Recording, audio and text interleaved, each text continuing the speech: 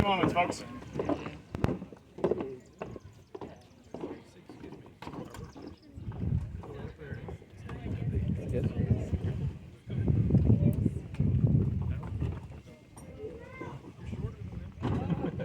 Squeeze the front.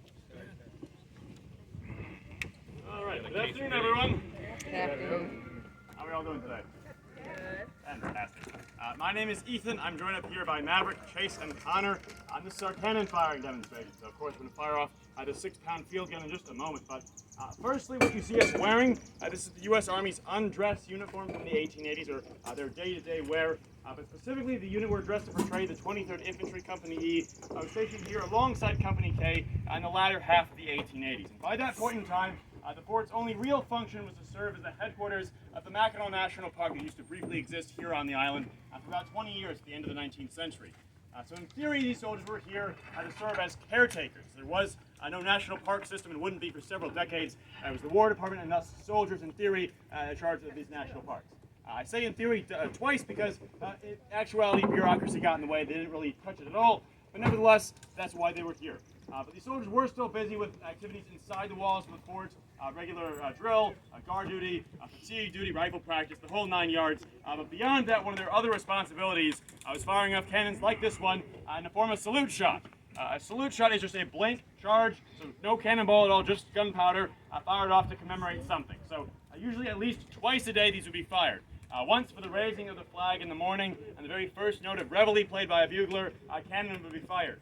And the same thing would happen in the evening at retreat. As the flag was coming down, again on the very last note of that bugle call, again another gun would be fired to mark the beginning and the end of the soldiers' working day.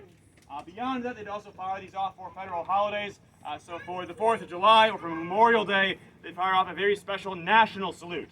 So instead of just one shot being fired, they'd fire off one for every state in the Union. In the 1880s, there were 38 states. So on those occasions, at dawn, mind you, these cannons would be fired off 38 times. But beyond that, for some mournful circumstances, they would also fire off these cannons. So when President Grant passed away in 1885, there was a certain allotment of salute shots to be fired off at a president's passing.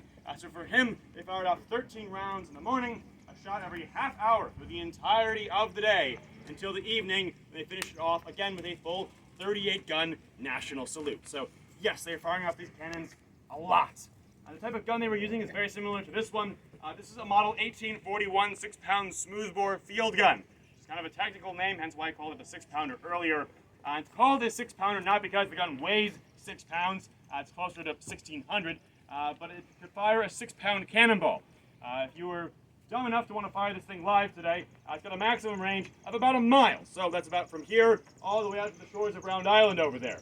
Though it is a smoothbore gun, so there's no rifling or grooves in the barrel to give the cannonball spin to make it more accurate. As your more effective range is about half a mile, or about to the White Lighthouse in the harbor over there. Well, these guns were decent enough for when they were designed in the 1840s. Even by the Civil War in the 1860s, they were already starting to get outdated. And by the time of the 1880s, of course, these guns are well and truly obsolete.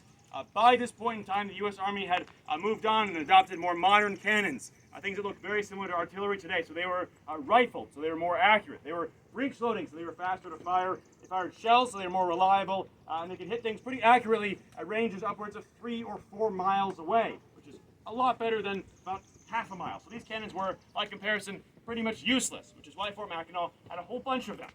They had 2 of these 6-pounders, 2 12-pounders, and a 12-pound howitzer. Well, all of those were fully functioning pieces of artillery. Again, they're only being fired off in blank ceremonial capacities. But I figured all of you being up here is a good enough reason to fire this off.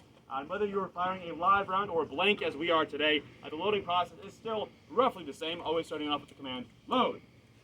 So moving into place, in the back, Maverick is doing what's called thumb stalling. He's covering the vent or touch hole in the back of the cannon. Sponge. Chase is now sending the sponge rammer down the front or muzzle end of the gun. That's a bit of wet sheep's wool on the end of a rammer, so it's helping to extinguish any potential embers that might still be in the gun. It's also creating a vacuum seal as that thunk you heard with that collapse, so making it sure it's safe to load the charge, which Connor has just done. Today we're firing about 4.5 ounces of powder ram, which is being rammed down after the back or breech end of the gun. Historically, they'd probably be firing at least 10 ounces, if not more, upwards to the full service charge of 20, but 4.5 is more than good enough for our purposes today. Ready, The two front men are now moving outside the wheels of the gun. Maverick in the back is setting down a brass priming wire to open up the bag of powder inside, and then he'll be inserting our ignition device. We use the same technology here today they'd be using historically, which are called friction primers. They're small brass tubes filled with gunpowder. They've got a pin to the top, and where the pin goes in, there's a very friction-sensitive material called mercury fulminate. When that pin is pulled out, it will spark, igniting the small amount of gunpowder in the tube, shooting a flame through the touch roll in the back of the gun into the charge, giving us a nice big boom. And with everyone roughly in the correct positions, this is my time to remind you all that yes, believe it or not, this is a cannon. You might find it a bit loud, so I would recommend either covering your ears or pulling out your cameras, depending on your life priorities, I suppose.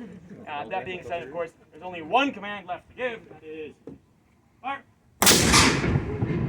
That's our cannon firing demonstration. Thank you, folks.